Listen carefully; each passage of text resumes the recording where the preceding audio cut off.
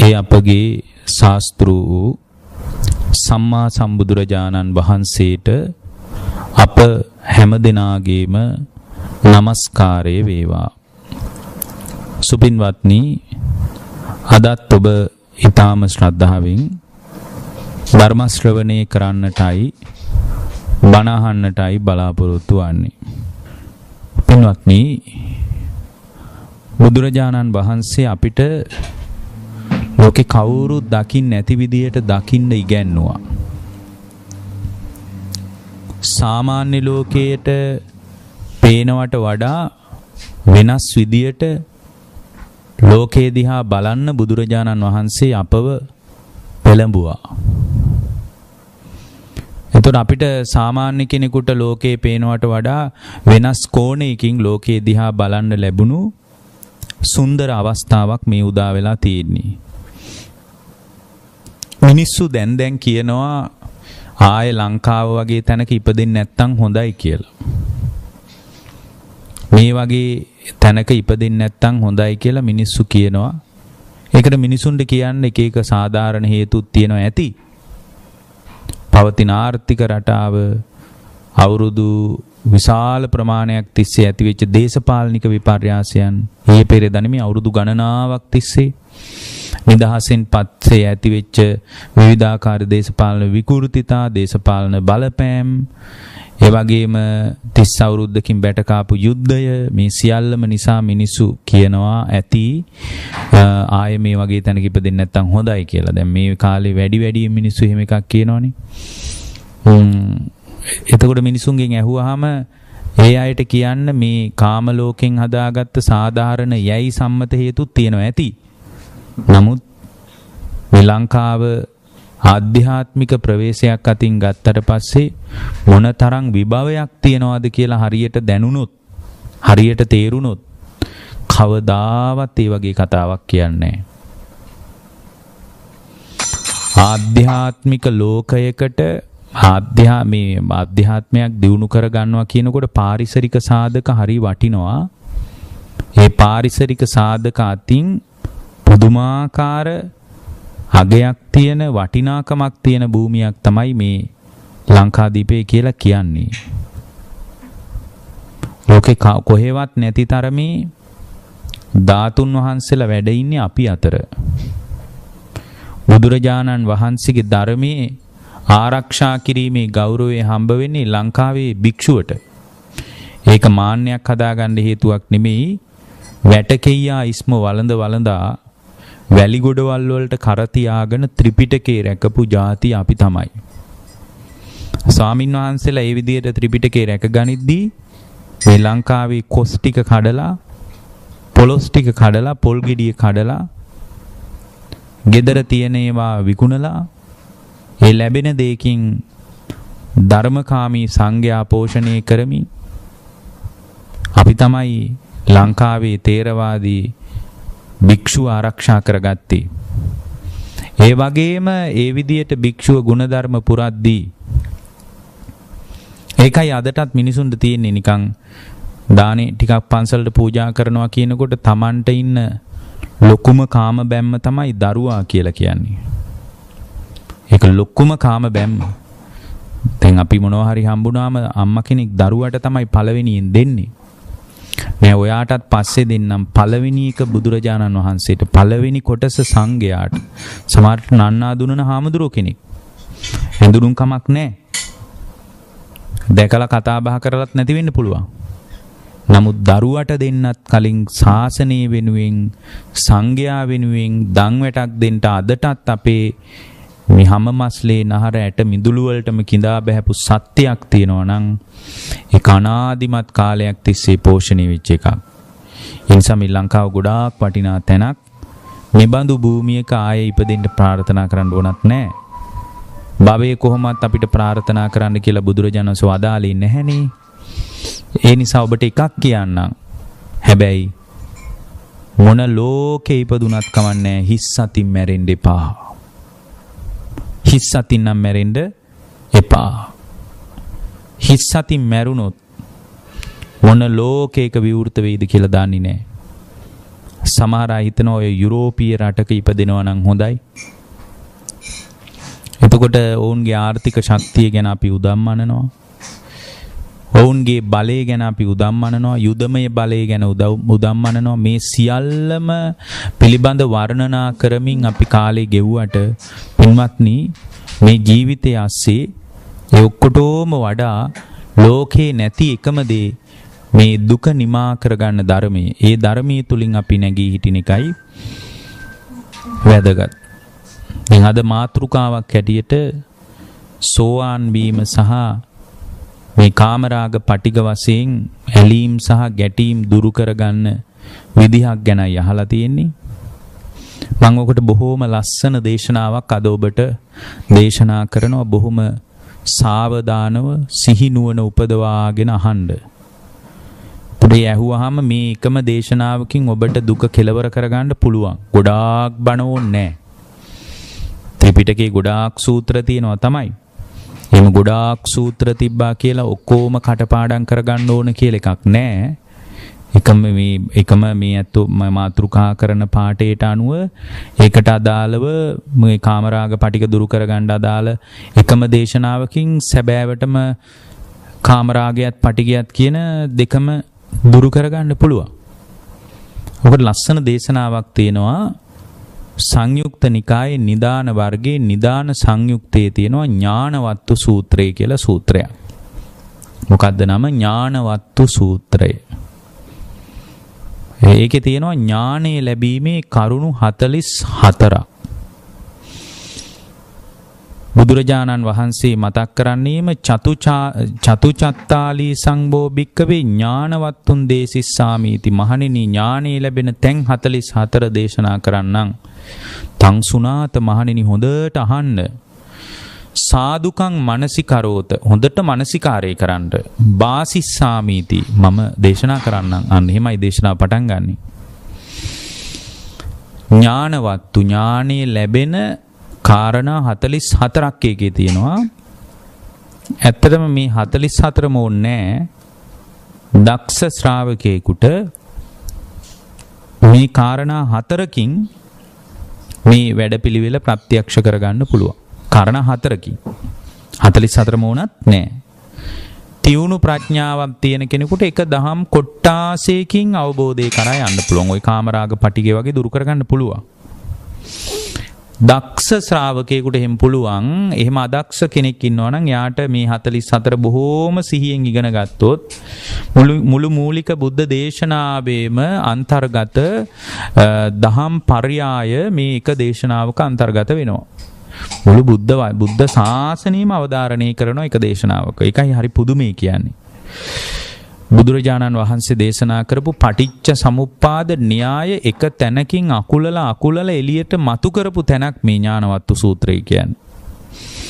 ඒ වගේම ඥානවත්තු සූත්‍රයේ මේ පටිච්ච සමුප්පාදයේ දැන ගැනීම තුළ එයා කොහොමද ඥාන දෙකක් විදියට මේක දියුණු කරගෙන ඉදිරියට යන්නේ මහත්ඵල මහානිසංස කරගන්නේ කියන එක ඊට පස්සේ කියලා තියෙනවා. ඒ නිසා මේ දේශනාව අදට ඊටාම වැදගත් දේශනාවක්. පටිච්ච සමුප්පාදයේ ඇසුරෙන් පවතින දේශනාවක්. නමුත් මේක බොහොම විස්තරාත්මකව පැහැදිලි වෙන ඊටාම රමණීය අතිශය චමත්කාර ජනක පුදුම පිබිදීමක් ඇති වෙන විදිහේ දේශනාවක්. උන්වහන්සේ මතක් කරනවා ඥානවත්තු සූත්‍රයේ මහණෙනි පළවෙනියෙන් බුද්ධ ශ්‍රාවකයා විසින් ඥාන 4ක් උපදව ගන්න ඕන කියනවා. මොනවද මේ ඥාන 4? ජරා මරණ ඥානං, ජරා මරණ සමුදයේ ඥානං, ජරා මරණ නිරෝධේ ඥානං, ජරා මරණ නිරෝධගාමිනී පටිපදාය ඥානං. මෙන්න මේ ඥාන 4 තමයි පළවෙනියෙන් බුද්ධ ශ්‍රාවකයෙක් උපදව ගන්න ඕන කියනවා. ඒකට හේතුව බුද්ධ ශ්‍රාවකයෙකුට කිට්ටුම ගැටලුව මේ ජරා මරණ කියන ස්වභාවය.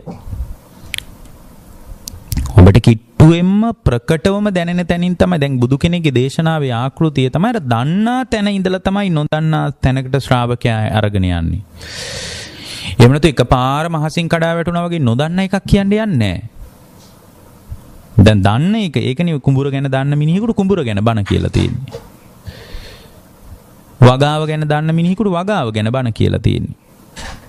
ඊට පස්සේ පින්වත්නි එතනින් එහාට ගිහින් සමහර විට ඔය බමුණෝ එහෙම ආවම ඒ බමුණෝ දන්න දෙයින් ඒ දන්න තැනින් තමයි සත්‍ය මතු කරන්නේ. දැන් මුහුදේ ඉඳලා ආපු පහාරාදට මුහුද ගැන බණ කියලා තියෙන්නේ. මේ මුහුද වගේ අනුපූර්ව වශයෙන් ගැඹුරට යන්නේ අනුපුබ්බ සික්ඛා, අනුපුබ්බ කිරියා, අනුපුබ්බ පටිපදා ඔහොම ගැඹුරට යන්න තියෙන්නේ. මුහුද ගැඹුරට යනවා ඒ විදිහට මුහුදේ ලුණු රසය එකම රසය, නිමිති ධර්මයේ එකම රසය, නිවන් රසය, මහ මුහුදට පංච මහා ගංගා වලින් වතුර වැටෙනවා. ඒතකොට එකම ළමයි. ඒ වගේ මේ එක එක කුල වලින් ඇවිල්ලා මහාන වෙනවා මේ ශාසනය එකම නමකින් හඳුන්වන්නේ. ඉතින් මේ මහ මුහුදේ වටිනා රත්නයන් තියෙනවා. මේ බුද්ධ ශාසනෙත් වටිනා රත්නයන් තියෙනවා. සත්‍තිස් බෝධිපාක්ෂික ධර්මයේ කියලා. ඉතින් මහ මුහුදේ කුණු තියාගන්නේ මේ බුද්ධ ශාසනයේ කුණු වලට ඉඩක් නැහැ. ඔය වගේ ඉතින් හරි ලස්සනට කුඹුර මේ මහ මුහුද ගැන දන්න පහරාද වගේ කෙනෙක් ආවම යාට ඒකින් තමයි බණ කියලා තියෙන්නේ. කියන්නේ මේ බුද්ධ දේශනාවේ ආකෘතියක් තියෙනවා. ආවේනික ස්වභාවයක් තියෙනවා. ශ්‍රාවකයා දන්න තැනින් නොදන්නා තැන කරා පමුණුවන්නේ.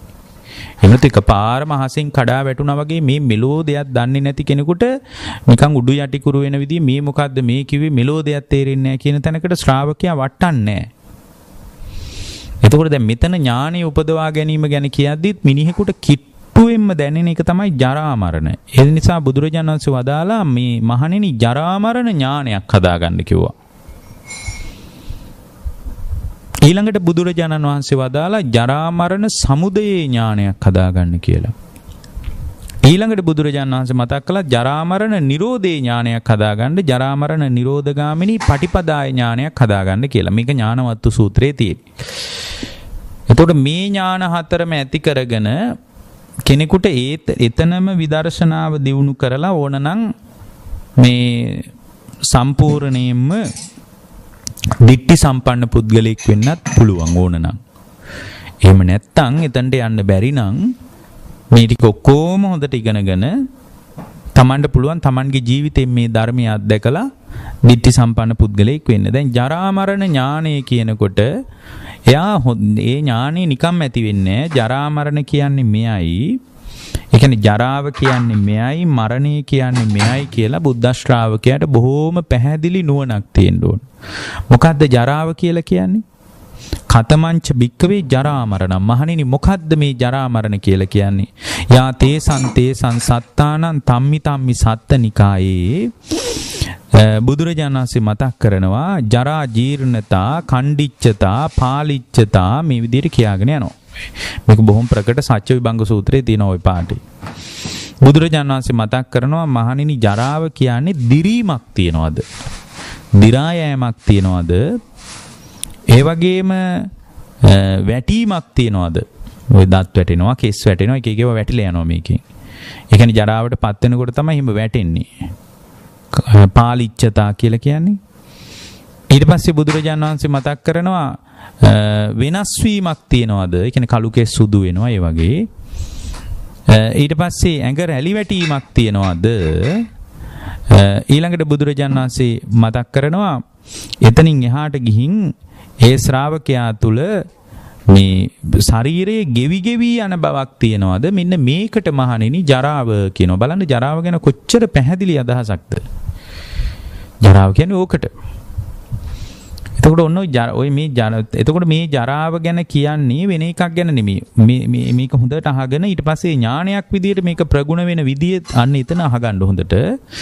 ඊට පස්සේ මරණය, මේ මරණ ඥානය කියලා කියන්නේ බුදුරජාණන් වහන්සේ මරණය ගැන තෝරන්නේ කොහමද? චුති චවනතා. ඒ කියන්නේ චුත වීමක් තියනවද?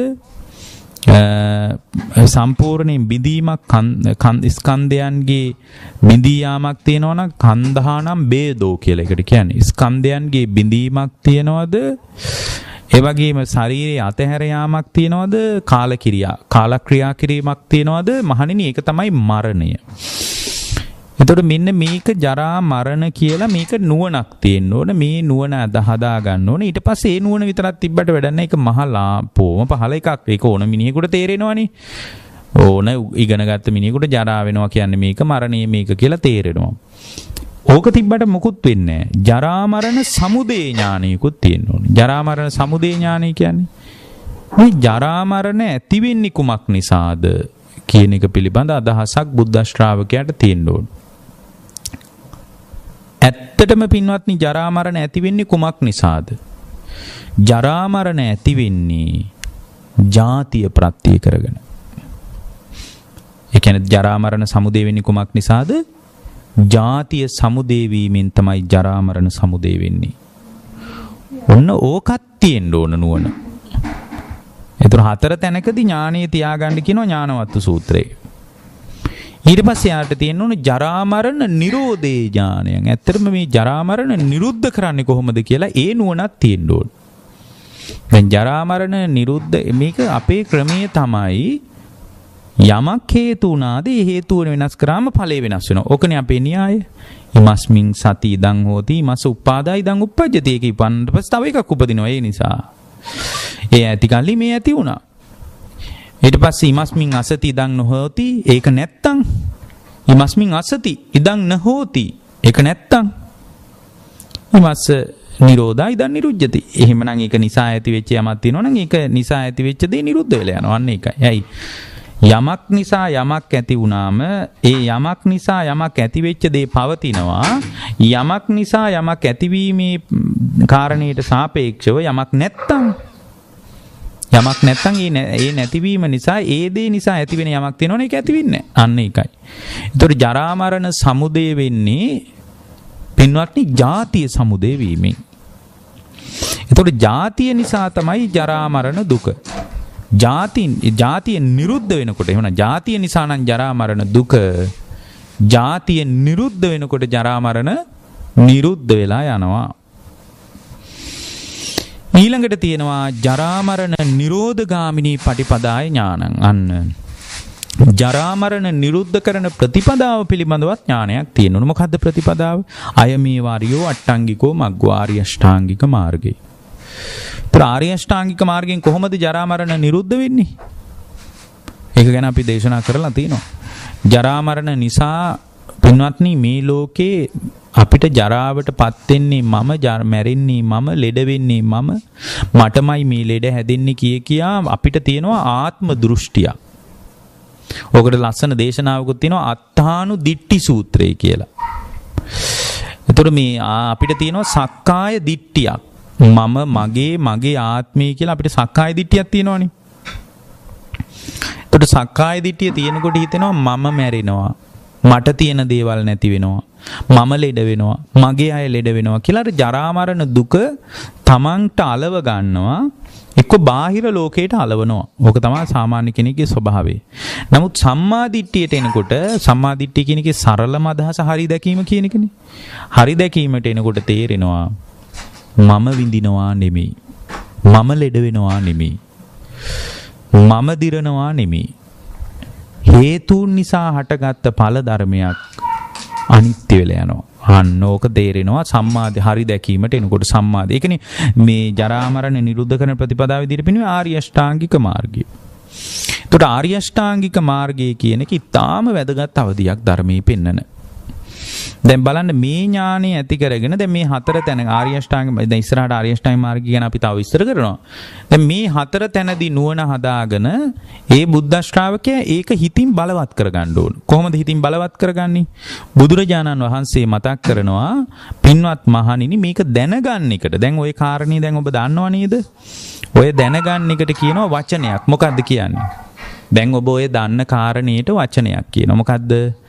ජරා මරණ ඥානය, සමුදය ඥානය, නිරෝධ ඥානය, මාර්ග ඥානය කියලා ජරා මරණ සම්බන්ධ හතර තැනකදී ඥානයක් ඇති වුණානේ.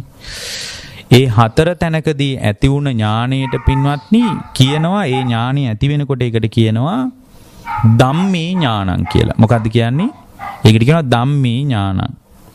එය දැන ගැනීම නිසා ඇති වෙන නුවණට කියනවා ඉමස්මින් ධම්මේ ඥානං කියලා.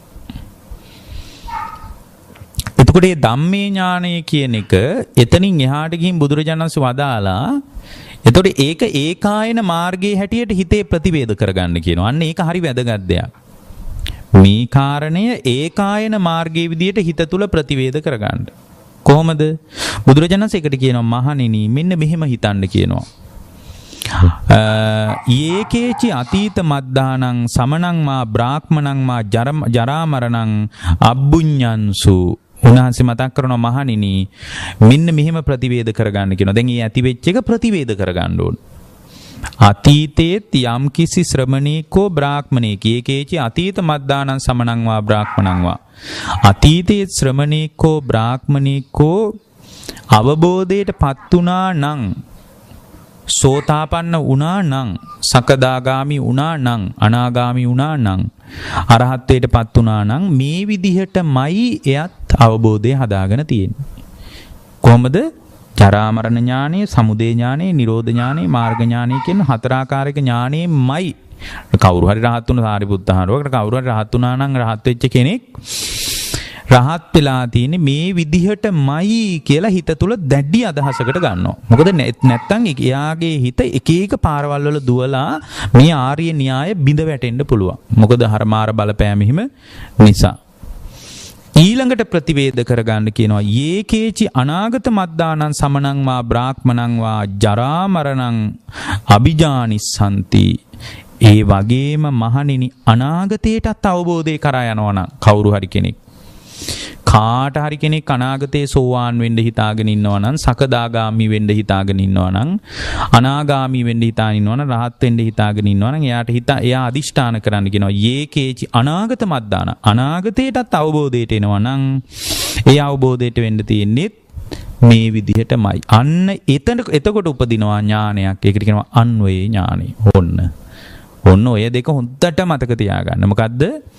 දැනගන්නකොට ධම්මේ ඥානයක් උපදිනවා. ඒක අතීතයටයි අනාගතයටයි ගලපනකොට අන්වේ ඥානයක් උපදිනවා. ඊළඟට බුදුරජාණන් වහන්සේ මතක් කරනවා යතෝකෝ භික්කවේ ආර්ය ශාවකෝ ඉමානි ද්වේ ඥානානි පරිසුද්ධං හොಂತಿ පරියෝදාතං. මේ ද්වේ ඥානෙ උපදුනාට පස්සේ එයාට තව දුරටත් ඥානෙ දියුණු වෙනවා දෙආකාරයකින්. මාර්ග ඥානයයි ප්‍රතිවේක්ෂණා ඥානයයි. ඔන්න ඔය මාර්ග ඥානයයි ප්‍රතිවේක්ෂණා ඥානයයි ප්‍රතිවේද කරනකොට ආර්ය ශාවකෝ දිට්ඨි සම්පන්නෝ හෝති. මහණෙනි ආර්ය ශ්‍රාවකයා දිට්ඨි සම්පන්නයි කියලා යාට කියන්නේ. දැන් බලන්න මේ නිවන ගැන පුදුම ඉලක්කගතයිනේ. හරි ලස්සනයිනේ. මේ කොතනකවත් හිර වෙන්නේ නැහනේ. ධම්මේ ඥානය කියනවා, අන්වේ ඥානය කියනවා, මාර්ග ඥානය කියනවා, ප්‍රතිවේක්ෂණා ඥානය කියනවා. එතකොට උන්වහන්සේ කියනවා දැන් මේක ප්‍රතිවේක්ෂණා කරනවා කියන්නේ කරලා ඉවර වෙලා හිතනවා මම මේ ප්‍රශ්නේ ඉවර කරා නේද? හැරිලා බලලා හිතනවා කොහොම හරි මම මේ වැඩේ කරානේ. එහෙම හිතනවා. දැන් අනුරාධපුරයට ගියාට පස්සේ ආ හිතනවා මම දැන් අනුරාධපුරයට ආවනේ කියලා හිතනවා. අන්න ඒ වගේ හිත නිවනටපත් වුණාට පස්සේ අනේ මේ වගේ දුක් ගොඩකින් නේද මම නිදහස් වුනේ. මෙච්චර භයානක දුකකින් මම නිදහස් වුණා නේද කියලා එයා ප්‍රතිවේක්ෂණා කරනවා. හැබැයි ප්‍රතිවේක්ෂා ඥානෙදී යාට පුළුවන් ඒ භාවන අදිෂ්ඨාන කරලා භාවනාවෙන් ප්‍රතිවේක්ෂණා ඥානෙට සමවදින්න පුළුවන්. ඒ ප්‍රතිවේක්ෂා ඥානෙට සමවදිනකොට පින්වත්නි Tamanටම පේනවා මගේ රාගය කැඩිලා ගියේ මෙතන. ද්වේෂය කැඩුනේ මෙතන ඉඳලා, මෝහය කැඩුනේ මෙතන, සක්කාය දිට්ඨිය අහවල් දවසේ ගැලවිලා ගියේ. විචිකිච්ඡාව මෙන්න මෙතන ඉඳලා කැඩිලා ගියේ. සීලබ්බත පරාමාස මේ විදියට කැඩුනා. කාමරාගය මෙතන කැඩුනා. පටිඝය මෙතන කැඩුනා කියලා යාට අර ප්‍රතිවේක්ෂා කරලා බලන්න පුළුවන් තමන්ගේ අවබෝධය. හැබැයි ඒ සමාධියෙන් පැය ගණන් ඉන්න බෑ යාට. මේ ප්‍රතිවේක්ෂණාවට සමවදින සමාධියක් තුලින් දවසෙම මේ මම මේ සමාධියට සමවැදලා ඉන්න එහෙම ඉන්න බෑ පින්වත්. අදිෂ්ඨාන කරලා විනාඩි 5ක් 10ක් ප්‍රතිවේක්ෂණා කරලා බලන්න පුළුවන්. තමන් ආපු විදිහ. එතකොට ඒ විදිහට දකින්නකොට බුදුරජාණන් වහන්සේ මතක් කරනවා ආර්ය ශාවකෝ දිට්ඨි සම්පන්නෝ හෝති. ආර්ය ශ්‍රාවකයා දිට්ඨි සම්පන්න වෙනවා. දිට්ඨි සම්පන්නෝ ඉතිපි ඊළඟට භාගතුන් වහන්සේ මතක් කරනවා ආගතෝ ඉමන් සද්ධම්මං ඉතිපි. එයා මාර්ග දර්ශනෙන් යුක්ත වෙනවා. දැන් කවුද මාර්ග මේ දර්ශනෙන් යුක්ත වෙන්නේ? අර හතර තැනකදී නුවණ හදාගෙන ඒකේ ඒ පිළිබඳ නුවණ හදාගන්නකොට ධම්මේ ඥානයක් උපන්නා. ඒක ඊට පස්සේ ආයක ප්‍රතිවේද කරගත්ත කොහොමද? එකම මාර්ගය මේක. කොහොමද ආයක ප්‍රතිවේද කරේ? අතීතේත් කවුරු හරි කෙනෙක් සාමශ්‍රමණේකෝ ඒකේචි අතීත මද්දානං සමනං වා බ්‍රාහ්මණං වා ජරා මරණං අබ්බුජ්ජන්සු. අතීතේත් කවුරු හරි ශ්‍රමණේ බ්‍රාහ්මණේක අවබෝධයට කියන මේකෙන්මයි අවබෝධයට ගියා. වෙන ක්‍රමයක් නැහැ. ඒ වගේම එයා කල්පනා කරනවා අනාගත මද්දානං ඒකේචි අනාගත මද්දානං සමනං වා බ්‍රාහ්මණං වා ජරා මරණං අභිජා ජරා මරණානං සම්පූර්ණයෙන් මේ ජරා මරණ සහිත ජීවිතයෙන් නිදහස් වුණේ මේ කියන පණිවිඩය තුලින්මයි. අනාගතයටත් වෙන්න තියෙන්නේ මේ විදියටමයි.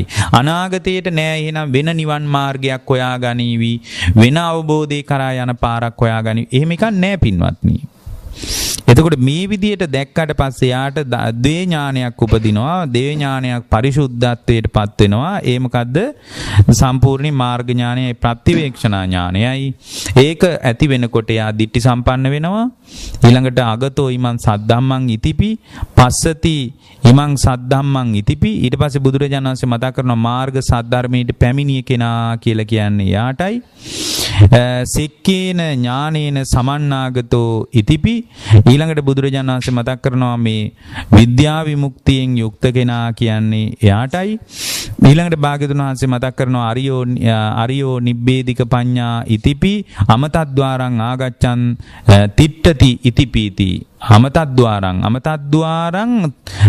ආගච්ඡ තිට්ඨති. අමතද්්වාරං කියන්නේ බුදුරජාණන් වහන්සේ මතක් කරනවා මහණෙනි දහම් සැඩපහරට පැමිණිය කෙනා කියන්නේ එයාට. ඊළඟට ලස්සන වචනයක් කියනවා. මොකද්ද? අමතද්්වාරං ආගච්ඡන් තිට්ඨති ඉතිපීති. නිවන් දොරේ හැප්පෙනවා කියන්නේ යාටයි. ඒ කියන්නේ මේ තුලින් කෙනෙකුට දක්ෂ ශ්‍රාවකයෙකුට අවබෝධය කරා යන්න පුළුවන්. නිවන් දොරේ හැප්පෙන්න පුළුවන්. ඒක හරි ලස්සන වචනයක් මේ දේශනාවේ තියෙන. අමතද්්වාරං ආගච්ඡන් තිට්ඨති ඉතිපි. අමතද්්වාරං නිවන් දොරේ හැප්පෙන්න පුළුවන් කියනවා. එතකොට නිවන් දොරේ හැප්පෙන ශ්‍රාවකයා කියලා ඇත්තට මෙතන කියන්නේ එහෙනම් එයා රහත් වෙලා නැහැ. අවමේ අනාගාමීවත් වෙලා. එවනම් මෙතන මේ ඥාන හතරිනුත් පුළුවන්. ඊළඟට බුදුරජාණන් වහන්සේ වදාරනවා පින්වත් මහණෙනි ඒ වගේම තවත් ඥාන හතරක් ඇති කරගන්න ඕන කියනවා. මොනවද? උන්වහන්සේ මතක් කරනවා ජාතියා ඥානං, ජාති සමුදය ඥානං, ජාති නිරෝධේ ඥානං, ජාති නිරෝධගාමිනී පටිපදාය ඥානං. මෙන්න මේ ඥාන හතරක් දිනු කරගන්න කියනවා. දැන් මේ ඥානවත්තු සූත්‍රයේ ඥාන 44ක් කියනවා. දැන් ජාතියා ඥානං. ජාතිය මොකද්ද ජාතිය? මෙතන ජාතිය කියලා කියන්නේ මේ සිංහල දෙමළ මුස්ලිම් කියන එක හිම නෙමෙයි. මෙතන ජාතිය කියන්නේ මොකද්ද? ස්කන්ධයන්ගේ පහළවීමක් තියනවාද? ආයතනයන්ගේ ප්‍රතිලාභයක් තියනවාද? ඒක තමයි ජාතිය. එතකොට ජාතිය කොහෙද හැදෙන්න පුළුවන්? ජාතිය හැදෙන්න පුළුවන් දරු ගැබක. ජාතිය හැදෙන්න පුළුවන් පින්වත්නි සම්පූර්ණයෙන්ම බිත්තර කටුවක් අස්සේ. ජාතිය හැදෙන්න පුළුවන් කුණු ගොඩවල් වල. මහාචාර්යවරයෙක් වුණත් කුණු ගොඩක උපදින්න පුළුවන්. එහෙනම් මහාචාර්ය පට්ටම කියන්නේ මහා ලොකු එකක්ද? නෑ. ඇයි මහාචාර්යවරයෙකුත් නිරේ උපදින්න පුළුවන්. ඒතකොට නිරේ උපදුනාට පස්සේ නිකන් පොඩ්ඩක් හරි සහනයක් හම්බෙයිද? අනේ මම මහාචාර්යවරයෙක් මට නම් මෙහි ඉන්න බෑ. මං ඒ කාලේ මේවා ගන්නපු කෙනෙක්. මං ගොඩාක් වටිනා කෙනෙක්. මුළු සමාජයෙන් මට ගරු කළා. ඉතින් මට මේ නිරේ වගේ තැනක් කොරොත්තු දෙන්නේ මට යන්න දෙන්න කිව්වට පුළුවන් වෙයිද? බෑ. එතකොට අපිට තේරෙනවා මේ ජාතියේ ප්‍රභේද හතරයි තියෙන්නේ. මොකද්ද? අණ්ඩජ, චලාබුජ, සංසේදජ, උපපාතික. අණ්ඩජ කියන්නේ බිත්තර ඇතුලේ උපදිනවා. ඊට පස්සේ දරු ගැබක් මැද දරු ගැබක වැඩෙනවා. ඊළඟට පින්වත්නි කුණු ගොඩවල් වල රොඩු ගොඩවල් වල උපදිනවා. අන්තිම එක තමයි උපපාතික. අණ්ඩජ, ජලාබුජ, සංසේදජ, උපපාතික. උපපාතික කියන්නේ ඉබේම කර්මානුරූපව පහළ වෙනවා. දෙවිවරු උපදින්නේ එහෙම. ඊට පස්සේ පින්වත්නි ඇතැම් പ്രേත කොටස් උපදින්නේ මේ විදියට. නිරසත්වයක් නිරේට යනවා නම් ඒ විදියටයි යන්නේ ඕපපාතිකව. එතකොට මේ ඕපපාතික දැන් මෙතන ජරා මරණ ඥානයක් නැහැ කියලා කියන්නේ සමහර විට මේක හරි අමාරුයි පින්වත්නි. මේ කියන එක තරම් ලේසි නෑ මේ ඥානය හදාගන්න. හේතුව අද නම් හරිම අමාරුයි. මොකද බටහිර ලෝකය හැම වෙලාවකම හිතන්නේ ඉන්ද්‍රිය ප්‍රත්‍යක්ෂ සීමාවෙන්. එතකොට ඒගොල්ලෝ ඇහැට අහුවෙන ටික විතරයි පිළිගන්නේ. දැන් මෙතන අපි ජාතියා ඥානං කියනකොට එයා ඕපපාතිකව සත්තුත් පිළිගන්න තැනකට හිත හදා ගන්න ඕනේ. දැන් එහෙමනම් නිරේ උපදින නිරසත්වයෝද? දිව්‍ය තලවල උපදින දෙවියන්ද, අසුරයන්ද, ප්‍රේතයන්ද, යක්ෂයන්ද මේ හැම එකක්ම පිළිගන්න ඕන.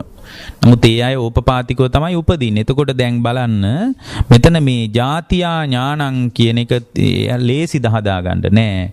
මේ තාක්ෂණික ලෝකෙමයි ඒකට අභියෝග කරන්නේ. මේ ಜಾති ඥාණයට අභියෝග කරන්නේ කවුද? තාක්ෂණික ලෝකෙමයි. හේතුව තමයි මේ දියුණු තාක්ෂණය අපිට කියනවා නෑ හැට පේන ටික තමයි ලෝකය. මේ හැට නොපෙනෙනවා නම් ඇයි අපිට අහුවෙන්න එපා මේ විවිධ විද්‍යාත්මක උපකරණ වලට කියලා කියනවා. ඒ කියන්නේ පින්වත්නි ඒක මහා හිස් මාන්නින් කියන කතාවක්. නමුත් බුදුරජාණන් වහන්සේ අපිට පැහැදිලි කළා ජාතියා ඥානං කියන එක හදාගන්න. ඒතකොට ජාතියා ඥානං කියනකොට මිනිස්සු වෙලා උපදින එක විතරක් නෙමෙයි. එයා මේ උපත් හතරම ගැන විවිධ ආකාරයෙන් නුවණ හදාගන්න ඕන. ඊළඟට ಜಾති සමුදයා ඥානං. ඔන්න 6 වෙනි එක. ಜಾති සමුදය කියන්නේ මේ ಜಾතිය කියන එක ඇති වෙන්නේ මොකක් නිසාද කියලා බලනවා. පින්වත්නි ಜಾතියට හේතුව මොකද්ද? ಜಾතියට හේතුව තමයි භවය. විපාක පිණිස කර්ම සකස් වීම. එතකොට ಜಾතියට හේතුව භවය නම් ಜಾති නිරෝධා ඥානං, ಜಾති නිරෝධේ ඥානං. ಜಾති නිරෝධේ ඥානෙ මොකද්ද? භවය නිරුද්ධ වෙනකොට ಜಾතිය නිරුද්ධ වෙනවා කියන නුවණ තියෙන්න ඕන. ඒ නුවණ තමන්ගේ ජීවිතෙන් දකින්න ඕන. අන්න ඒකයි මෙතන කියන්නේ බොහොම වැදගත් දෙයක්. ඊට පස්සේ ಜಾති නිරෝධගාමිනී පටිපදාය ඥානං. ಜಾති නිරෝධ කරන ප්‍රතිපදාව පිළිබඳවත් ඥානය හදා ගන්නවා. ඒ කියන්නේ ආර්ය අෂ්ටාංගික මාර්ගය පිළිබඳ නුවණ හදා ගන්නවා. දැන් මෙහෙම කියලා ඊළඟට භාග්‍යතුන් වහන්සේ වදාළක ලස්සන කාරණයක් තියෙනවනේ පින්වත්නි. මොකක්ද ඒ ලස්සන කාරණේ? ඒ කාරණේ තමයි පින්වත්නි බුදුරජාණන් වහන්සේ මතක් කරනවා මේක දැනගන්න එකට කියනවා. මොකක්ද කියන්නේ? මේක දැනගන්න එකට කියනවා පින්වත්නි ඉමස්මින් ධම්මේ ඥානං කියලා. ඒකට කියනවා ධම්මේ ඥානං කියලා. එතකොට ධම්මේ ඥානං කියන්නේ ඉමස්මින් ධම්මේ ඥානං කියලා කියන්නේ මේ දැනගැනීමෙන් ඇති වෙන ඥානය. මේක දැනගන්නකොට ඒ දැනගැනීමෙන් යම් කෙනෙක් තුල ඇති වෙනවා ඥානයක්. දැන් දැනගන්නවා කියන්නේ මේ බණ ටිකක් අහලාද හදාගන්නේ නෑ. දැන් මේ කියන එක මගේ ජාතිය කියන තැනින් බලන්න ඕන. මගේ ජාතිය හැදුනෙත් මේ විදියට නේද? එයා ඒක දැනගන්න ඕන පින්වත්නි. මේ ජාතිය කියලා මේ හාන්දරෝරු කිව්වට ඇත්තටම මම ගර්භාෂයක හැදිච්ච කෙනෙක්. ඒතර මම ගර්භාෂ බිත්තියක් මැද්දේ කලල රූපයක් විදිහට මම හැදුනා. මගේ ජාතියත් මේ විදියට නේද ඇති උනේ. මමත් නිරේට යන්න පුළුවන්, പ്രേත ලෝකෙට යන්න පුළුවන්, සතර පායට යන්න පුළුවන්. මමත් මේ උපත් හතරෙම කොතන හරි පිහිටන්න පුළුවන් නේද කියලා Taman ගලප බලනකොට යාට උපදිනවා ධම්මේ ඥානං කියන ස්වභාවය. එතකොට ඒක එතනින් හැදලා මදි. මේක තවත් ප්‍රතිවේද කරගන්නවා. කොහොමද? ප්‍රතිවේද කරනවා යේකේචි අතීත මද්දානං සමනං වා බ්‍රාහ්මණං වා ජාතින් අබ්බුජ්ජන්සු. යම් කෙනෙක් ශ්‍රමණේකෝ වේවා බ්‍රාහ්මණේකෝ වේවා අතීතේ යම් පිරිසක් වේවා කවුරු හරි ඥානෙ හදාගෙන අවබෝධයට ගියා නම් මේ මන් දැන් හදාගත්ත විදියටමයි අවබෝධයට ගිහින් තියෙන්නේ. වෙන විදියකට නෙමෙයි. මං අවබෝධයට පත්වෙච්ච විදියටමයි ගිහින් තියෙන්නේ. ඊට පස්සේ ආ කල්පනා කරනවා යේකේචි අනාගත මද්දානං සමනං වා බ්‍රාහ්මණං වා ජාතින් අභිජානිස්සanti. අනාගතයටත් අවබෝධයට කරා යනවා නම් යාට පාරවල් දෙකක් නෑ. මම මේ කල්පනා කරපු ජාතියේ පරියායෙන්මයි යාට කල්පනා කරන්න වෙන්නේ කියනකොට ඒක දැනගන්නකොට ඒ විදියට අතීතයටයි අනාගතයටයි ගලපනකොට යාට උපදිනවා අන්වේ ඥානයක්. එතකොට මේ ඊළඟට බුදුරජාණන් වහන්සේ මතක් කරනවා යතෝකෝ භික්කවේ ආර්ය ශාවකෝ ඉමානි ද්වේ ඥානානි පරිසුද්ධං හොಂತಿ පරියෝදාතಂತಿ. මේ ද්වේ ඥානෙ උපදිනකොට මොන ද්වේ ඥානෙද? ධම්මේ ඥානයයි අන්වේ ඥානයයි. මේ දෙක උපදිනකොට ආර්ය ශාවකෝ දිට්ඨි සම්පන්නෝ ඉතිපි. මහණෙනි ආර්ය ශ්‍රාවකයා දිට්ඨි සම්පන්නයි කියලා කියනවා. දිට්ඨි සම්පන්නයි කියලා කියනවා. අගතෝ ඉමන් සද්ධම්මං ඉතිපි. එයාට කියනවා මාර්ග දෘෂ්ටිය සම්පූර්ණ වුණා, මාර්ග දර්ශනයෙන් යුක්තයි කියලා කියනවා. මාර්ග සද්ධර්මයට පැමිණි කෙනා අගතෝ ඉමන් සද්ධම්මං ඉතිපි. මාර්ග සද්ධර්මයට පැමිණිනු කෙනා. ඊළඟට කියනවා සෙක්කේන ඥානේන සමන්නාගතෝ ඉතිපි. එයාට කියනවා සද්ධර්මයේ දකින්න කෙනා විද්‍යාවෙන් යුක්ත වෙච්ච කෙනා කියලා එයාට කියනවා. ඊළඟට එයාට කියනවා දහම් සැඩපහරට පැමිණිය කෙනා. කියන්නේ දහම් සැඩපහරට එයා වැටිලා මේකට පැමිණිලා යා දහම් සැඩපහරට ගහගෙන යනවා. කොහෙන්ද කෙලවර වෙන්නේ? අමා නිවනෙන් කෙලවර වෙන්නේ. හරියට සැඩපහර සාගරයෙන් කෙලවර වෙනවා වගේ අමා නිවනෙන් කෙලවර වෙනවා.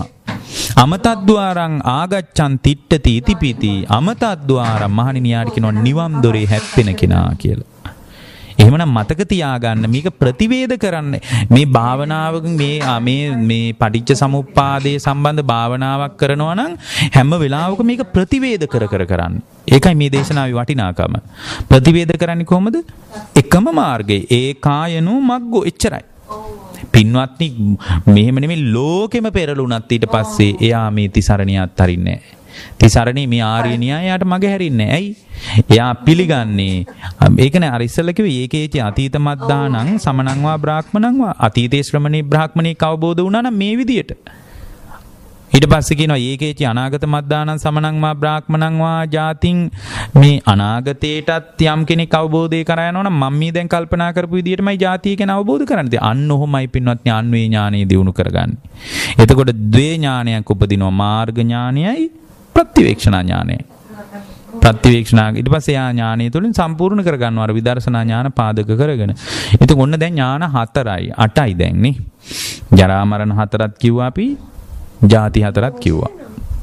ඊළඟට උන්වහන්සේ මතක් කරනවා මහණෙනි ඊට පස්සේ ආ හදා ගන්න ඕනේ. දැන් මේ හතරේ කාණ්ඩනේ තියෙන්නේ. මේ හතරේ කාණ්ඩ ඔක්කොම දැනගන්න ඕනද නෑ.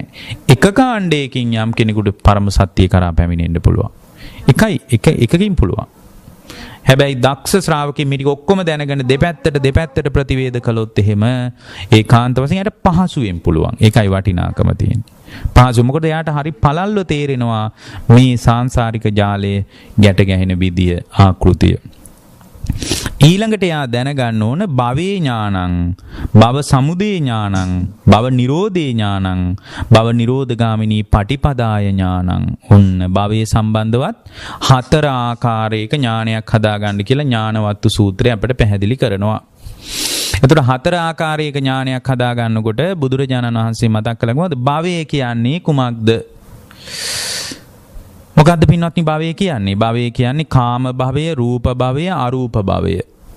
කාම භවය කියන්නේ කාම ලෝකයට අදාළ විපාක පිණිස කර්ම සකස් වීමට කියනවා කාම භව. රූප ලෝකයට අදාළ විපාක පිණිස කර්ම සකස් වීම රූප භව. අරූප ලෝකයට අදාළ විපාක පිණිස කර්ම සකස් වීම අරූප භව. එතකොට ඔන්න ඔය තුන පිළිබඳ පළල් නුවණක් හදාගන්නකොට එයාට කියනවා මොකද්ද? භවේ ඥානං. ඔන්න ඕක තියෙන්නම ඕන එකක්. ඊට පස්සේ භවේ ඥානෙ නැති වුණාට පස්සේ තමයි මේක දෙවියෝ හැදුවාය, මහා බ්‍රහ්මයා හැදුවාය, සරුව බලධාරි කවුරු හරි කෙනෙක් හැදුවායි කියලා සින්දු කියන්න හිතෙන්නේ. ඔය දේවස්ථානවල කියන්නේ, ගීතිකා කියනවා, එක ඒවා කියන්නේ. එහෙම කියන්නේ ඇයි? භවේ ඥානෙ නැහැ. භවේ ඥානෙ තිබුණා නම් දන්නවා මේ විපාක පිණිස කර්ම හැදෙන්න හැදිච්ච තැන්වල පිහිටනවා කියලා යාට තේරෙනවා. ඊට පස්සේ භව සමුදය ඥානයන් භවයේ හට ගැනීමත් ගැනත් නුවණ තියෙනවා. මොකද්ද භවයේ හට ගැනීම? උපාදානය නිසා භවයේ හට ගන්නවා. එච්චරයි. බැඳුනහම බැඳිච්ච තැනයි කර්ම සකස් වෙන්නේ. ඒතර ඒක ගැන නුවණ ඥානයක් දිනු කරගන්න. ඥානයක් හදාගන්නේ මෙතන. නිකම් මේ හුදු දැනුමක් නෙමෙයි ඥානයක් හදාගන්නවා. ඒතර මේ ඥානෙ තමන්ගේ හිතෙන් ගොඩ නැගෙන. ඥානෙ කියන්නේ තමන්ගේ ආධ්‍යාත්මය තුළ ඇති වෙන එකක් ඥානෙ කියන්නේ. දැන් සරුවඥතා ඥානෙ. ඒක බුදුරජාණන් වහන්සේගේ හද මණ්ඩල තුළ નિરાයාසයෙන් උද්ගත වෙන හද මණ්ඩල තුළ රෝපණය වෙච්ච එකක්. දැන් මේක තමන්ගේ ඇතුළෙම රෝපණය කරගන්නවා. රෝපණය කරගන්නේ කොහොමද? තමන්ව හොත්තට විදර්ශනා කර මේ කියන ඒවා තමන්ගේ කතාව විදියට මත්තු කරන්න විතරයි ඕන. මත්තු කරනකොට කැපිලා පේනවා කණ්ණාඩියකින් බැලුවා වගේ. අපි මේ අහගෙනනේ ඉන්නේ. අහගත්ත දේවල් වලට වඩා Tamanගේම හිතින් මේවා දකින්නකොට තමයි පැහැදිලිව අවබෝධය බොහොම පිරිසුදු වෙන්නේ. ඊට පස්සේ සමුදේ ඥානයක් තියාගන්නවා. මොකක් සම්බන්ධද? භව සමුදේ ඥානයක්.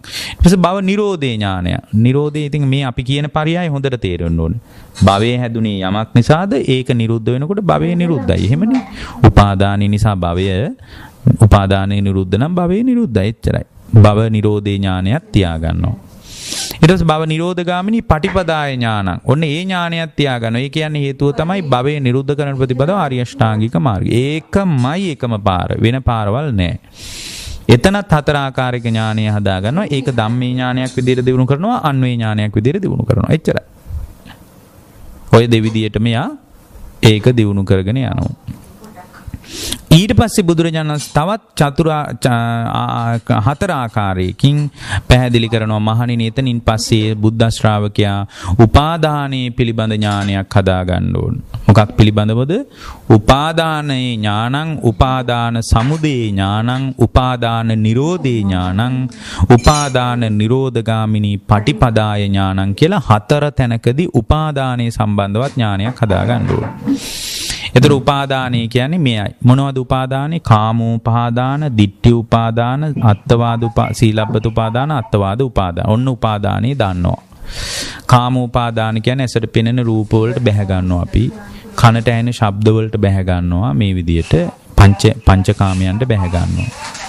ඊට පස්සේ ඒවා නිසාම කෙලෙස් කාමයකටත් අපි බැහැ ගන්නවා. ක්ලේශ වට්ටේකුත් හදා ගන්නවා. ඔන්න ඔක කාම උපාදාන. ඔක කෝ උපාදානය ගැන පැය ගාණක් බණ කියන්න පුළුවන්. ඊට පස්සේ කාමෝපාදාන, ditthi උපාදාන, දෘෂ්ටි උපාදාන, විවිධ දෘෂ්ටි උපාදාන. දැන් අද වුණත් එහෙමනේ. එක එක දෘෂ්ටි උපාදාන ඉනවා. ඒ කේන්දරේ පවා උපාදානය වෙලා තියන්නේ අද. ඒවා එක එක දෘෂ්ටි. ඒවා උපාදාන වුණාම හරි අවුල්. ඒවායි සත්‍යතාවයක් තියෙන්න පුළුවන් කේන්දරවල. ඒ වගේ ඇත්තකුත් ඇති. ඒවාට නෙමෙයි අපි ගරහන්නේ. ඒවා මුළු ජීවිතේම තීරණය කරන්න පුළුවන් සාධකයක් විදිහට යාල්ලනවා ඊට පස්සේ. අන්න ඒකයි. මුළු ජීවිතේම විශාල වෙනසක් කරන්න පුළුවන් දෙයක් කේන්දරේ කියලා හිතනවා. ඊට පස්සේ යා කේන්දර සරණයි යාගේ ඔළුවේ තියෙන්නේ. එතකොට තිසරණේට මොකද වෙන්නේ? ඒ කියන්නේ මම කියන්නේ කේන්දර, නැකත්, ජ්‍යොතිෂය මේ වගේ සත්‍යතාවයක් තියෙන්නේ නැහැ කියලා නෙමෙයි කියන්නේ. ඒවට දෘෂ්ටියක් විදියට බැහැ ගන්නවා. දෘෂ්ටිගත වෙනවා. ඒවටම බැහැලා ඒවම සතුටෙන් පිළි අරගෙන අජ්ජෝසාය තිට්ටති බැහැගෙන ඉන්නවා. හෙම්බිරිසාවක් හැදුනත් කේන්දරේ අරගෙන දුවන තැනට බැහැ ගන්නවා. එතකොට ඒක වෙන්නේ මොකද්ද? මොකක් නිසාද? උපාදානයේ පිළිබඳ ඥානෙ නැතිකම නිසා. ditthi උපාදාන. ඊළඟට තියෙනවා සීලබ්බත උපාදාන. මේක නම් අද නෑ වැඩි. බුද්ධ කාලේ හරියට තිබුණා. ගෝරුත, කුක්කුර වෘත ආදී වෘතවලට බුද්ධ ශ්‍රාවකයා අහුවෙලා ගියපු ගතියක් තිබුණා. ඊළඟට අත්වාද උපාදාන. මේක තමයි බරපතල උපාදානයි. මේ ස්කන්ධ ලෝකය, නාම රූප ලෝකය මම, මගේ ආත්මය කියලා උපාදාන කරගන්නවා. ඒකට කියනවා අත්වාද උපාදාන කියලා. එතකොට මේ ආකාරයෙන් හතර ආකාරික උපාදානයි දැනගන්නකොට උපාදානී ඥාන. ඔන්න උපාදානී පිළිබඳ නුවණක් තියෙනවා. එතකොට මේ උපාදාන පිළිබඳ නුවණ දැන් මම බණ කියපු නිසා ඇති වුණාද? නෑ. Tamangeම හිතින් විමසනකොට ඒක ඥානයක් වෙන්නේ. මේක අහගත්තාට නෙමෙයි. ඥානයක් වෙන්නේ කොහොමද? Tamangeම හිතින් විමසන්න ඕනේ. ඒකනේ බුදුරජාණන් වහන්සේ ඒක දිනු කරගන්න විදියට කිව්වේ මොකද්ද? ඊමස්මින් ධම්මේ ඥානං. ඒක ධර්මී ඥානයක් විදියට දිනු කරගන්න අන්වේ ඥානයක්. මේ උපාදානයේ තියෙන තාක්කල් කවුරුවත් අතීතේ පිරිනිවන් පෑවෙත් නැහැ. අන්වේ ඥානෙ. අනාගතේ පිරිනිවන් පාන්නෙත් නැහැ. එහෙමනම් අතීතේ ඒකේච අතීත මද්ධානං සමනං වා බ්‍රාහ්මණං වා උපාදානං අබ්බුජ්ජන්සු අතීතේත් උපාදානය ගැන මම මේ අවබෝධ කර විදියට අවබෝධ කරලා අතීතේත් රහත් උනේ. ඊට පස්සේ කියනවා ඒකේච අනාගත මද්ධානං සමනං වා බ්‍රාහ්මණං වා උපාදානං අභිජානිස්සන්ති. අනාගතේටත් කවුරු හරි මේ මං හිතන විදිහටම උපාදානය ගැන හිතලා දුරු වුණොත් හැර වෙන ක්‍රමයක් නැහැ කියලා ඒ ඇතිවෙච්ච සත්‍ය ප්‍රතිවේද කරගන්න. ඒකායන මාර්ගයේ විදිහට. එතකොට මේ ධර්මයට අනුව ගලපා බැලීමෙන් ඔහු තුල ඇති වෙනවා ඥානයක්. සෙය්‍යතිදං ඒතරහි ඉමස්මින් අන්වේ ඥානං. අන්නේ ගලපලා බැලීමෙන් අන්වේ ඥානයක් උපදිනවා. ඔන්නෝමයි ඒක ඇති කරගන්නේ. ඊට පස්සේ ඔන්න එතනත් හතරයි. දැන් අපි කිව්වා 16ක්. ඉතින් අපි ඉක්මනට දැන් කියනවා. දැන් මේ කියන පරියාය තේරෙනවනේ. පරියාය තේරෙන නිසා අන්තිමටම මේක අන්වේ ඥානෙ, ධර්මී ඥානෙ කියන දෙකට ගලප ගන්න විදියක් තියෙනවා. භාවනාවෙන් මේක ධර්මී ඥානයක් විදියටත් අන්වේ ඥානයක් විදියටත් ප්‍රතිවේද කරන්න ඕන. ඔය කවුරු හරි කෙනෙක් ඉන්න පුළුවන් පටිච්ච සමුප්පාද ඉලක්ක කරගෙන භාවනා කරන කෙනෙක් ප්‍රතිඵල නැත්තම් මේ ක්‍රමයට කරලා බලන්න. ධර්මීය ඥානයක් විදියට අදිෂ්ඨාන කරන්න අන්වේ ඥානය. මේක මම මගේ හිතෙන් දකින්න ඕන මේකමයි ඒකායන මාර්ගය කියලා Tamanට හිතන්න අවබෝධයටපත් වෙච්ච කෙනෙක් මේ විදියටයි අවබෝධ කරේ කියලා අන්වේ ඥානයක් විදියට දිනු කරගන්න. ඊළඟට බුදුරජාණන් වහන්සේ මතක් කරනවා දැන් ওই උපාදානය ගැනනේ අපි කිව්වේ. එතකොට උපාදානය ගැන කිව්වා ඊට පස්සේ බුදුරජාණන් වහන්සේ මතක් කළා තණ්හාව සම්බන්ධවත් හතර ආකාරයක ඥානයක් හදාගන්න කියලා. මොකද්ද? දැන් උපාදානය කියන්නේ මෙයයි උපාදාන සමුදය ඥානං. උපාදාන සමුදය ඥානයකුත් හදාගන්න. මොකද්ද උපාදානයට හේතුව? උපාදානයට හේතුව හිතේ ඇතිවෙච්ච තණ්හාව. තණ්හාව ඇති වෙච්ච තැනක තමයි ඔබේ හිත බැඳිලා තියෙන්නේ. නැත්තම් හොඳට කල්පනා කරලා බලන්න ඔබ හිත බැඳුනා නම් ඔබේ හිතේ තණ්හාවක් නෙමෙයිද ඇති වෙලා තියෙන්නේ කියලා. එක්ක රූප තණ්හාවක්, එක්ක ශබ්ද තණ්හාවක්, එක්ක ගඳ සුවඳ පිළිබඳ තණ්හාවක්, එක්ක රස පිළිබඳ තණ්හාවක්, එක්ක පහස පිළිබඳ තණ්හාවක්, එක්ක සිතුවිලි පිළිබඳ තණ්හාවක්. තණ්හාවක් නිසායි ඔබේ හිත බැඳිලා තියෙන්නේ. එහෙනම් උපාදාන සමුදය ඥානං කියන්නේ උපාදානයට හේතුව තණ්හාව කියලා දැනගන්න එක. ඒක Tamanගේම හදවතින් දැනගන්නවා. එච්චරයි. කියන එක නෙමෙයි. ඊට පස්සේ උපාදාන නිරෝධේ ඥානං. තණ්හාව නිරුද්ධ වෙනකොට උපාදාන නිරුද්ධයි. ප්‍රතිපදාව ඥානං. උපාදානෙ නිරුද්ධ කරන ප්‍රතිපදාව ආර්ය අෂ්ටාංගික මාර්ගය. ඔන්න ඕක දැනගන්නකොට උපාදාන නිරෝධගාමිනී පටිපදාය ඥානෙකුත් උපදිනවා. එහෙම නුවණකුත් ඈති වෙනවා. ඔන්න එතනත් හතර ආකාරයි. ඊළඟට බුදුරජාණන් වහන්සේ මතක් කළා මහණෙනි තවත් සිව් ආකාරයකින් තණ්හාව පිළිබඳ ඥානයක් හදාගන්න. මොකද්ද? තණ්හා ඥානං. ඊළඟට භාගතුන් වහන්සේ මතක් කරනවා තණ්හාය සමුදය ඥානං, තණ්හාය නිරෝධේ ඥානං, තණ්හාය නිරෝධගාමිනී පටිපදාය ඥානං. එතනත් හතර ආකාරයකින් නුවණ හදා ගන්නවා. තණ්හාව කියන්නේ මෙයයි. මොනවද තණ්හා? රූප තණ්හා, ශබ්ද තණ්හා, ගන්ධ තණ්හා, රස තණ්හා, පොට්ටබ්බ තණ්හා, ධම්ම තණ්හා. ඔච්චරයි. ඔය හය ගැන හුත්තට උඩට පහළට බලනවා. මටත් රූප තණ්හා නේද ඇති වෙන්නේ? මමත් මේ ඊයේ බලද්දි මගේ දරුවා දිහා බලනකොට මට රූප තණ්හාවක් නේද තියෙන්නේ කියලා එයා තමන්ගේ හදවතින් මේක බලනවා. ඊට පස්සේ තණ්හා සමුදය ඥාන. තණ්හාවේ හට ගැනීමට හේතුව මොකද්ද? තණ්හාවේ හට ගැනීමට හේතුව තමයි වේදනාව. විඳින්න යාම. වේදනාව නිරුද්ධ වෙනකොට තණ්හාව නිරුද්ධයි කියලා දැනගන්නකොට තණ්හා නිරෝධේ ඥානයකුත් උපදිනවා. තණ්හා නිරෝධගාමිනී පටිපදාය ඥානං. තණ්හාව නිරුද්ධ කරන ප්‍රතිපදාව පිළිබඳ ඥානයකුත් උපදිනවා. මොකද්ද? අරියෝ අට්ටංගිකෝ මග්ගෝ ආර්ය අෂ්ටාංගික මාර්ගය. ඔන්න තණ්හාව සම්බන්ධවත් හතර ආකාරයක ඥානයක් හදාගන්න. දැන් ඥානය 44 ආකාරයි. ඒක තමයි අපි මේ කියාගෙන යන්නේ. වේගෙන් කියන්නේ දැන් මේකට කාලේ ඉවර වෙගෙන යනත් නිසා. ඊළඟට පින්වත්නි බුද්ධ ශ්‍රාවකයා විසින් වේදනාවනි තණ්හාවට ඊට පස්සේ වේදනාවම අල්ලගෙන එතනත් හතර ආකාරයක ඥානයක් හදාගන්නවා. මොනවද හතර ආකාරයක? බුදුරජාණන් වහන්සේ වදාළ වේදනාය ඥානං, වේදනාය සමුදය ඥානං, වේදනා නිරෝධේ ඥානං, වේදනා නිරෝධගාමිනී පටිපදාය ඥානං. වේදනාව කියන්නේ මෙයයි කියලා දැනගන්නවා. මොකද්ද වේදනාව? වේදනා හයයි. වේදනාව නිසා ඇතිවෙච්ච තණ්හාත් හයයි නම් වේදනා හතරක් තියෙන්න බෑනේ. චක්කු සම්පස්සජා වේදනා, සෝත සම්පස්සජා වේදනා, ගාන සම්පස්සජා වේදනා, જીවහා සම්පස්සජා වේදනා, කාය සම්පස්සජා වේදනා, මනෝ සම්පස්සජා වේදනා. වේදනා හයයි. වේදනා හයයි. ඔන්න වේදනා හය හොද්දට පැහැදිලිව දැනගන්නකොට වේදනාය ඥානයක් උපදිනවා. වේදනා සමුදය ඥානං. වේදනාවේ හට ගැනීම පිළිබඳවත් ඥානයක් උපදිනවා. මොකද්ද වේදනාවට හේතුව? වේදනාවට හේතුව තමයි ස්පර්ශය. ඔන්නේ එහෙමනම් ස්පර්ශය නිසා වේදනාව ඇති වෙනවා කියලා ඥානයකුත් හදා ගන්නවා. ස්පර්ශය නිරුද්ධ වීමෙන් වේදනාව නිරුද්ධ වෙනවා කියලා ඥානයකුත් හදා ගන්නවා. ඔන්න නිරෝධේ ඥාන. ප්‍රතිපදාව ආර්ය අෂ්ටාංගික මාර්ගය. සම්මා දිට්ඨිය හදාගත්තම තේරෙනවා වේදනාව කියන්නේ මේ තමන්ගේම හිත තමන්ගේම හිතින් අල්ලගෙන දඟලන නැටිල්ලක් දැඟලිල්ලක් තියෙන්නේ. මේ වේදනාව කියලා අල්ලන්න දෙයක් නැහැ. මම මේ රූපය විඳිනවා කියලා හිතුවට මගේම හිත තමයි මගේම හිතින් විඳින්නේ. මොකද මේ රූප දකින්නකොට මා තුලයි ස්කන්ධ ධර්මයන් පහළ වෙන්නේ කියලා හොද්දට සම්මාදිට්ඨිය හදා ගන්නවා. එතකොට මේ වේදනාව Tamanට නොපෙනී යනවා. Tamanටම Tamanගේ හිතින් වේදනාව නොපෙනී යනවා පින්වත්. ඇත්තටම චතුරංග කලුවරකට වැටෙනවා යාගේ හිත. වේදනාව නම් සැප වේදනාවක් දුක් වේදනාවක් අදුක්කම සුඛ වේදනාවක් කුමකවත් රැඳෙන්න ඕනේ නැහැ කියන තැනට යාගේ හිත හැදෙනවා.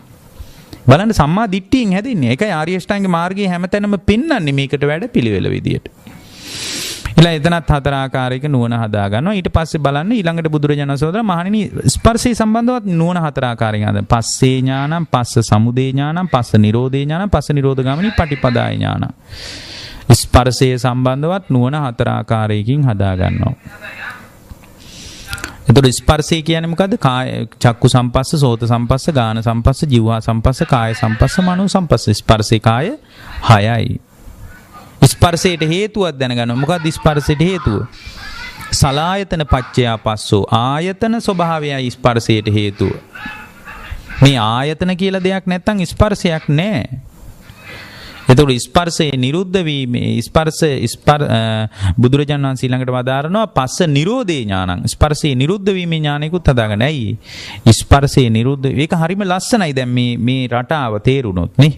මේක හරි උදව්වක් වෙයි කවදා හරි. සමුදේ උනේ ස්පර්ශයේ සමුදේ උනේ ආයතන නිසා.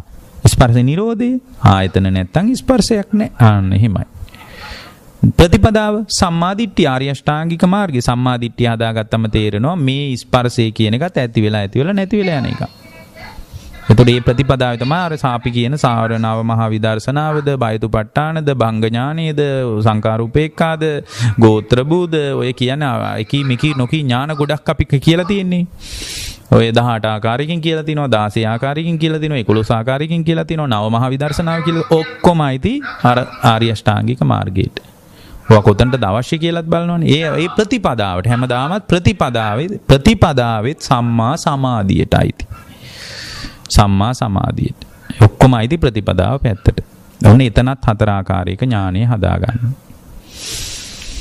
ඊළඟට පින්වත්නි ඊළඟට යා හදාගනවා ආයතන සම්බන්ධවත් 4 ආකාරයක ඥානයක් හදාගනවා. සලායතනේ ඥානං, සලායතන සමුදය ඥානං, සලායතන නිරෝධේ ඥානං, සලායතන නිරෝධගාමිනී පටිපදාය ඥානං කියලා එතනත් ඥාන 4ක් හදාගන්නවා. හැබැයි මම මේක නොකියාවට හැම තැනකදීම ධම්මී ඥානයයි අන්වේ ඥානයයි දෙක බලන්න ඕනේ.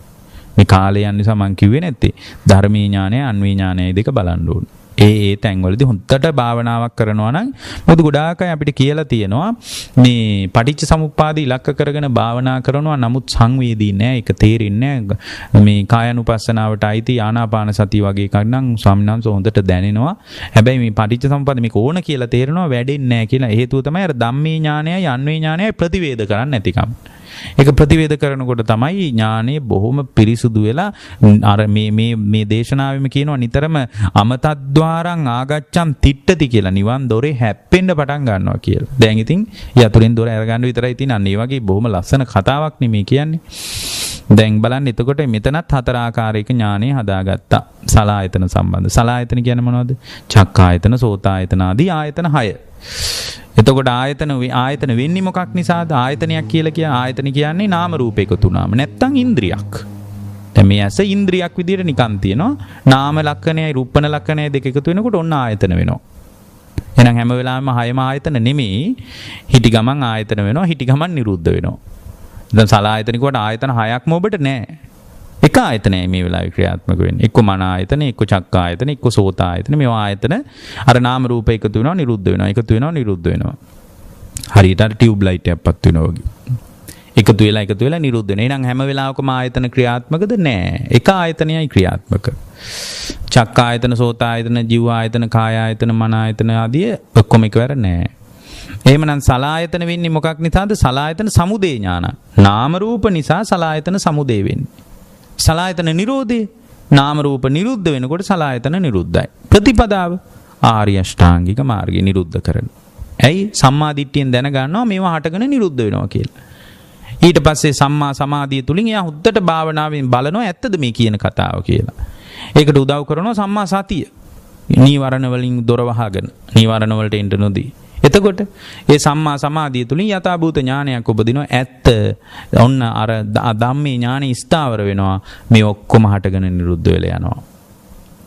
සීලෙන් ඔය සම්මා සතිය, මේ සම්මා සංකප්ප, සම්මා වාචා, කම්මන්ත, ආජීව ඔක්කොම සීලයට අයිති.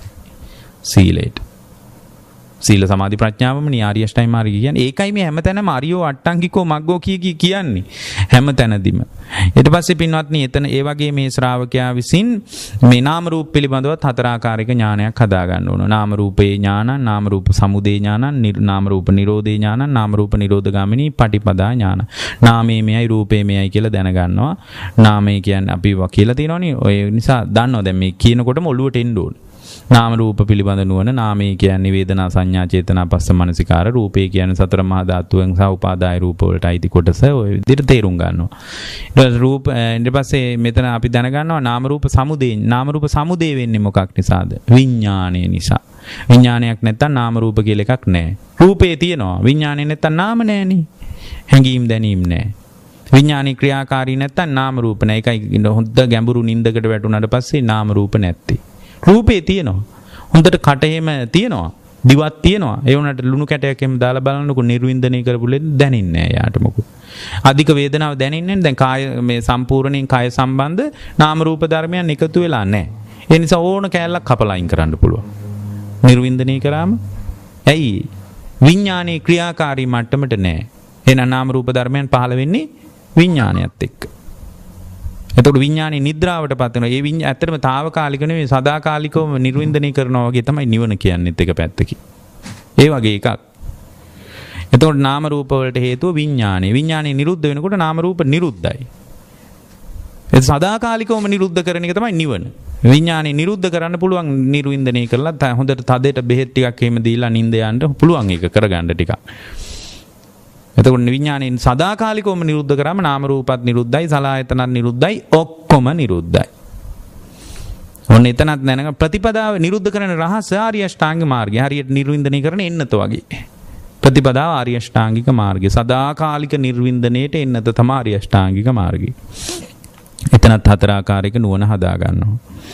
ඊළඟට පින්වත්නි ඊළඟට මේ බුද්ධ ශ්‍රාවකයා විසින් සම්පූර්ණ විඥානයේ පිළිබඳව ඥානය හතරක් විඥානේ ඥානං විඥාන සමුදය ඥානං විඥාන නිරෝධේ ඥානං විඥාන නිරෝධ ගාමිනී පටිපදාය ඥානං කියලා හතර ආකාරයකින් හදා ගන්නවා.